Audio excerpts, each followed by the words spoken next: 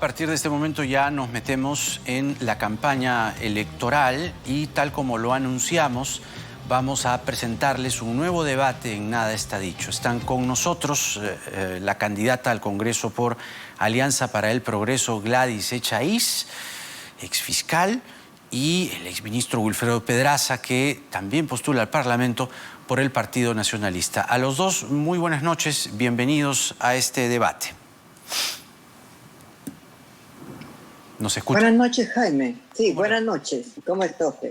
¿Escucha usted bien, Jaime, doctor Pedraza? ¿Cómo le va? Buenas noches. ¿Cómo está? Buenas noches. Ahora buenas noches. Bien.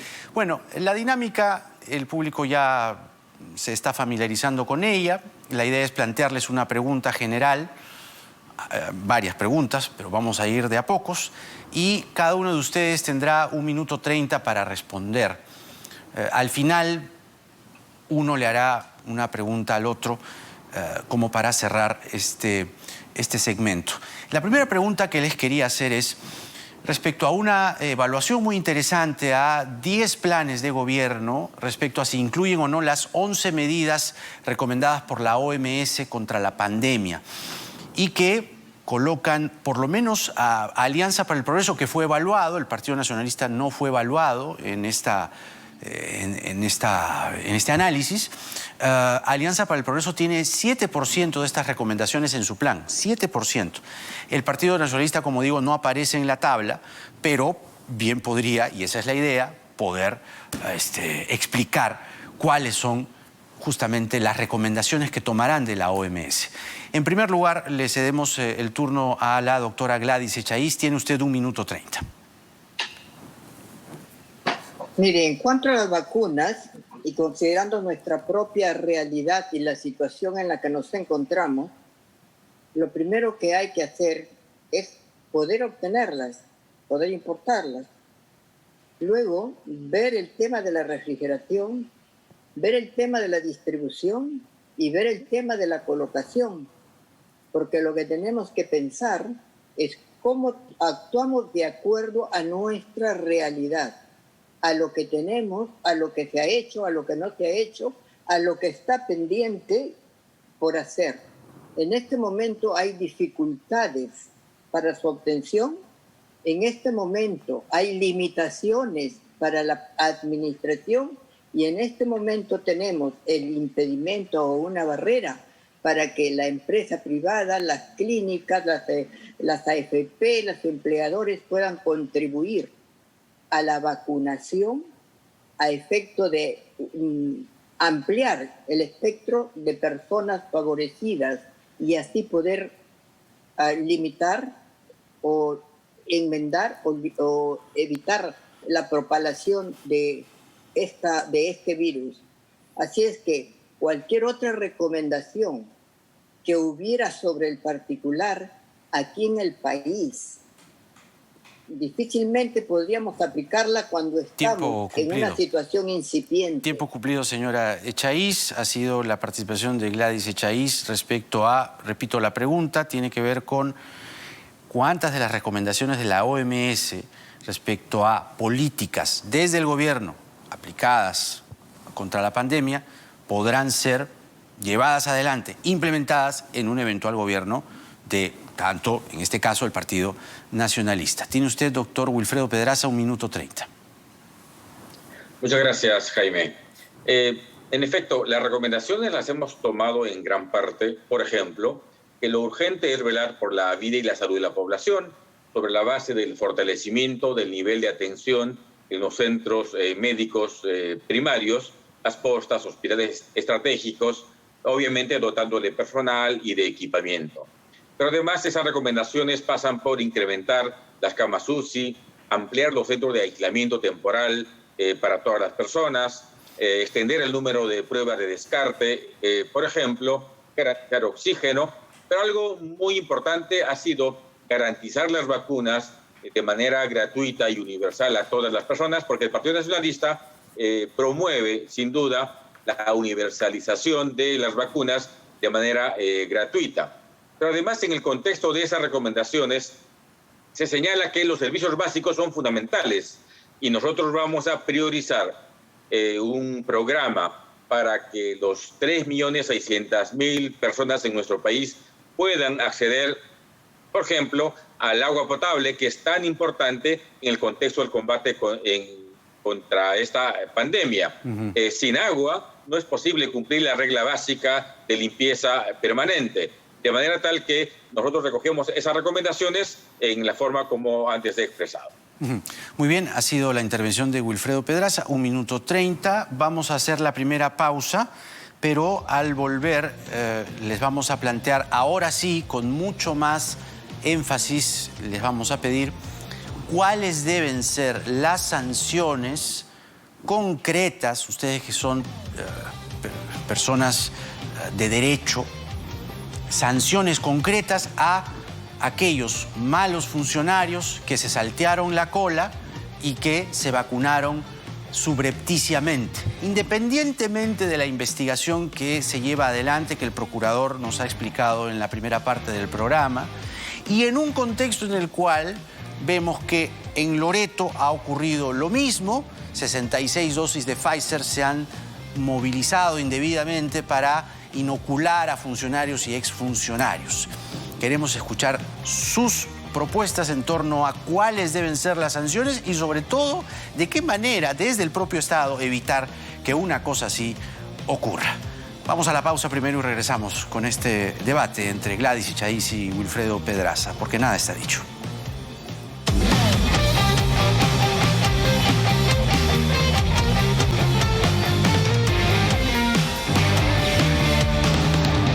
Momento del debate, en nada está dicho. Están con nosotros Gladys Echaíz, que postula al Congreso por Alianza para el Progreso, y Wilfredo Pedraza, que postula también al Parlamento por el Partido Nacionalista. Dejamos la pregunta suelta antes de la pausa. Sanciones concretas, efectivas, contra aquellos malos funcionarios que se vacunaron subrepticiamente e indebidamente. ¿Me está escuchando, doctora Echaíz? ¿Es posible escucharme o no? Muy bajo. Muy bajo. A ver, vamos a tratar de corregir eso. Mientras corregimos el audio, vamos a darle el turno entonces al doctor Wilfredo Pedraza para la pregunta planteada. ¿Cuáles, repito, deben ser las sanciones efectivas en un eventual gobierno de ustedes frente a este caso llamado Vacunagate? Tiene usted 1 minuto 30. Creo que en primer lugar tiene que haber una sanción ética. De hecho, no me cabe la menor duda que en principio hay una falta ética a la función pública. Y eso supone distinguir 2 niveles de investigación. La administrativa, que creo que hay que hacerla de manera inmediata, y aquellas que suponga, por ejemplo, la destitución por la comisión de una falta grave. Si es funcionario público de confianza, por supuesto la renuncia inmediata o destitución inmediata de esa función.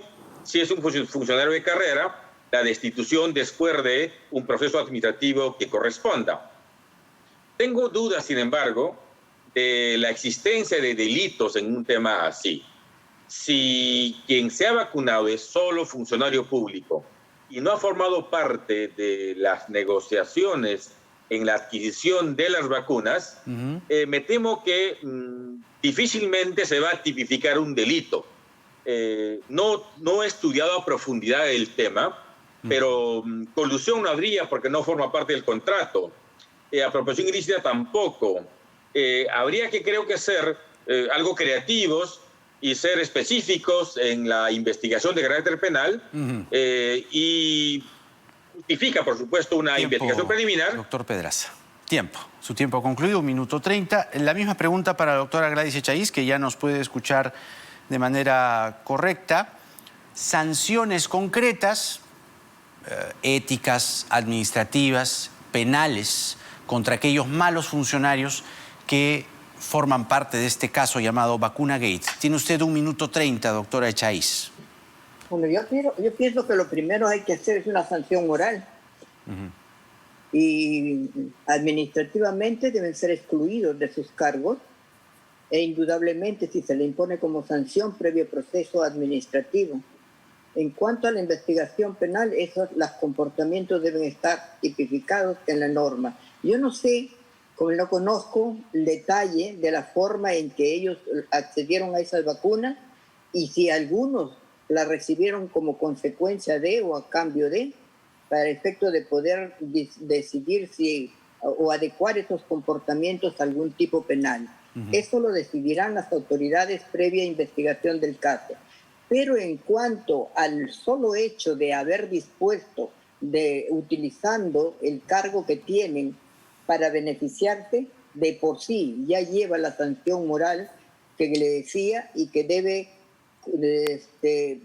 manifestarse o exteriorizarse a través de una decisión administrativa que debe ser la exclusión de los cargos y no permitir que nunca más vuelvan a acceder a ellos por no haber respondido a la confianza que se les depositó para el ejercicio de una función. Muy bien, ha sido el turno de la doctora Gladys Echaíz. Y vamos ahora a otros temas. Hay otros temas también que evidentemente debemos tocar y que ustedes podrán exponer esta noche. Vamos con el turno del doctor Wilfredo Pedraza. La pregunta es para ambos. En un gobierno suyo o en una representación parlamentaria también, ¿por qué no? ¿Cuáles van a ser las políticas a implementar respecto a evitar la corrupción en todos los niveles del Estado? Y eventualmente, si ocurren actos de corrupción, ¿cuáles van a ser las sanciones ejemplares cuando esto suceda? Tiene usted 1 minuto 30, doctor Pedraza. Gracias, Jaime. Creo que insistir y fortalecer los mecanismos de prevención es fundamental y en eso fortalecer las actividades que desarrolla la Contraloría en la etapa del control concurrente me parece vital. La casuística de las últimas 3 décadas en temas de corrupción nos permiten a nosotros proponer las siguientes medidas. Por ejemplo, toda persona jurídica que participe en un proceso de licitación tiene que haber sido constituida por lo menos con 2 años de anticipación al proceso que interviene. En segundo lugar, vamos a incluir la obligatoriedad de que todo contrato que se suscriba con el Estado tenga que incluir una cláusula anticorrupción como causal de resolución de contrato. Pero además, la transparencia. Creo que hoy la informática permite que los ciudadanos, las organizaciones civiles conozcan los procesos que se convocan con mayor apertura y mayor facilidad para el acceso a esa información. Pero finalmente vamos a modificar la ley de contrataciones del Estado para que una obra paralizada por más de 6 meses se pueda resolver automáticamente y convocar al siguiente postor para que termine esa obra, porque muchas paralizaciones han devenido en fraudulentas y generadas específicamente para defraudar al Estado. Tiempo concluido. La misma pregunta para la doctora Gladys Echaíz. ¿Cómo van a evitar la corrupción en todos los niveles del Estado? Y si esta ocurre, que de seguro va a pasar, ¿cuáles deben ser las sanciones ejemplares y sobre todo preventivas? ¿No? ¿Qué acciones preventivas se van a tomar contra la corrupción? Tiene usted 1 minuto 30, doctora Echaíz. Mire, las acciones preventivas para combatir la corrupción están prácticamente definidas en el Plan Nacional de Integridad y Lucha contra la Corrupción que fue aprobada últimamente, creo que en el año 18, pero ninguna de esas medidas fue implementada. Ahí había medidas de prevención, medidas de sanción, de gestión de riesgo y de denuncia. Sin embargo, fue un documento lírico porque no llegó a prosperar.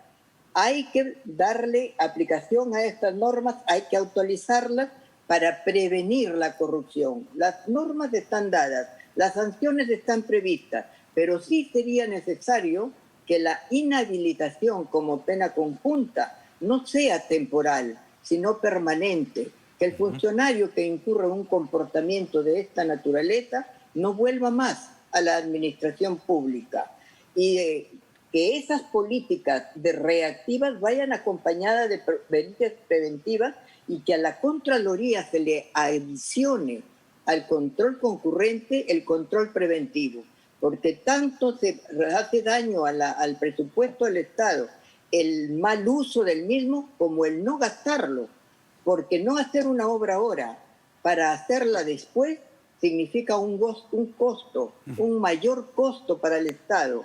un daño al erario nacional. Concluido, doctora Gladys Echaíz. Muy bien, eso es en cuanto al capítulo corrupción.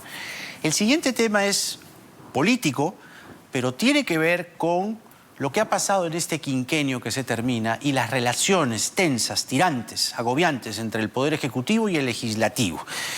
El Congreso ha usado la vacancia como un mecanismo de la Constitución para que los presidentes sean o puestos contra las cuerdas y finalmente removidos de sus cargos. Y del otro lado, el presidente o expresidente Vizcarra llegó a disolver constitucionalmente el Congreso de la República. Por ejemplo, el politólogo Alberto Vergara propone un pacto entre los partidos para no vacar y no disolver y no estirar, prolongar esta situación o esta relación tirante entre ambos poderes del Estado. ¿Cuáles son sus propuestas en torno a evitar esta confrontación? Si acaso se plantean reformas constitucionales para que no se llegue a estos escenarios y finalmente si pueden suscribir este compromiso de no vacar y no disolver. Evidentemente si hay un escándalo mayor, ahí la cosa se ve como excepcional, pero no como la norma, entre comillas. Doctor Pedraza, tiene usted 1 minuto 30. Muchas gracias. En primer lugar, suscribo absolutamente la recomendación que usted ha referido y, por supuesto, nuestra voluntad mayor de firmarlo cuando corresponda. La experiencia, sin embargo, enseña que los pactos en ocasiones son etéreos, son muy difusos cuando priman los intereses partidarios. Ojalá eso no ocurra. El Perú del siguiente quinquenio va a ser un Perú difícil por la crisis económica, política e institucional que tenemos hoy. Nosotros vamos a promover 2 reformas constitucionales centrales. La primera, que precise que la causal de vacancia del presidente que se ha usado contra el señor Vizcarra tiene que ver con incapacidad mental, no moral. Ese es un tema que me parece central. Y en segundo lugar, vamos a eliminar los famosos pedidos de confianza que hacen los gabinetes ante el Congreso, porque son también causas son causas que generan inestabilidad política. Pero además, vamos a introducir una disposición para que el último año de gobierno no exista posibilidad de vacar al presidente ni de censurar un gabinete. El último año de un gobierno tiene que ser garantizar elecciones y una transferencia adecuada. De esa manera vamos a darle estabilidad a nuestro país. Tiempo cumplido, doctor Pedraza. La misma pregunta para la doctora Gladys Echaíz. Propuestas concretas, si acaso reformas constitucionales, para evitar este escenario de confrontación entre el Ejecutivo y el Legislativo y si también su partido podría suscribir este acuerdo de no vacar, no disolver. Tiene usted 1 minuto 30. Mire, en primer lugar, yo quisiera dejar sentado que por lo menos de mi parte y de las personas que postulan por Alianza por el Progreso al Congreso, no existe la menor idea, el menor atisbo de pretender obstruir la gestión de ningún presidente de la República o la gestión del gobierno. Nuestra voluntad es de contribuir al fortalecimiento del Estado de Derecho y de aportar con nuestras soluciones a cualquier situación que se presente, por difícil que ésta sea. Ahora, en cuanto a las prerrogativas que pueda tener uno u otro poder del Estado, eso está dentro de la regla de los pesos y contrapesos, de la correlación de instituciones una con otra. El mal manejo de las mismas ha sido el problema. Eso es un tema de actitudes o de personas, no necesariamente de las instituciones. Poner límites, poner barras que impidan el uso de las mismas puede resultar preocupante, porque además, ¿qué pasaría si nos encontramos con una persona que en el ejercicio de la función decide o evidencia actos que realmente desdicen el cargo tiempo que cumplido, ocupa? doctora Gladys Echaíz. Finalmente, ahora el doctor Pedraza le va a hacer una pregunta a la doctora Echaíz, quien tendrá 1 minuto para responder, y luego la doctora Echaiz le hará una pregunta al doctor Pedraza, quien igualmente tendrá 1 minuto para responder. Doctor Pedraza, ¿cuál sería la pregunta que usted le haría a la doctora Echaiz? Muchas gracias. Doctor Echaiz, usted ha sido fiscal de la Nación y hemos visto que en los últimos 3 años la Fiscalía ha tenido serias dificultades para elegir a su fiscal de la Nación, ha tenido múltiples dificultades en la administración de la Junta de Fiscales. ¿Qué haría usted para reformar y garantizar elecciones adecuadas para que la institucionalidad de la Fiscalía tan importante no se pierda? 1 minuto tiene, doctora. Eso pasa por un tema de selección del recurso humano, de los profesionales que son elegidos o escogidos para ocupar los cargos. Efectivamente han habido muchas dificultades, pero la responsabilidad recae en las personas o en el seleccionador. Nosotros estamos proponiendo una modificación constitucional en la cual espero nos acompañe a efecto de crear una escuela judicial donde se formen, capaciten y preparen a los futuros jueces y fiscales que deben ejercer estos cargos y así solucionar los problemas de actitudes que han habido y que han mellado la imagen de las instituciones. Muy bien. Ahora lo mismo, doctora Echaiz, le puedo hacer usted una pregunta al doctor Wilfredo Pedraza. Bueno, doctor Pedraza, usted que ha sido ministro o jefe del INPE, director del Instituto Penitenciario, y conoce la problemática que atraviesan estas instituciones, nos acompañaría a nosotros en un proceso de reforma estructural de estos sistemas, del sistema carcelario, a efecto de que la pena cumpla su finalidad? Doctor, tiene 1 minuto. Gracias. Por supuesto, creo que la reforma del sistema penitenciario es un tema pendiente. Tenemos que actualizar el Código de Ejecución Penal, que data de 1991. Creo que el tema central hoy de la problemática carcelaria tiene que ser por separar al primario del reincidente. Yo, después de 30 años de caminar por las cárceles, puedo decir que el reto más grande que un país debe tener en cárceles es no mezclar a sus jóvenes delincuentes principiantes con los reincidentes, porque entonces los perdemos, porque entonces se los entregamos al enemigo. Creo que si la política carcelaria destinaría sus pocos recursos y su infraestructura a los jóvenes, estaríamos dando un enorme paso. Por tanto, por supuesto, apoyaríamos cualquier reforma en ese sentido. Muy bien, ha sido entonces este debate entre la doctora Gladys Echaiz, que postula al Congreso por Alianza para el Progreso, y Wilfredo Pedraza, que hace lo propio por el Partido Nacionalista. A los dos les agradezco muchísimo y hasta una nueva oportunidad y que tengan muy buenas noches. Gracias. Muchas gracias, Jaime. Muy bien. Doctora, buenas noches. Ahí está, propuestas en lo que a pandemia se refiere, a corrupción, relaciones ejecutivo-legislativo que son fundamentales, y siempre la dinámica de uno le pregunta al otro. Vamos a la pausa a esta hora y regresamos con el candidato presidencial por el Partido Popular Cristiano, Alberto Bengolea, porque nada está dicho.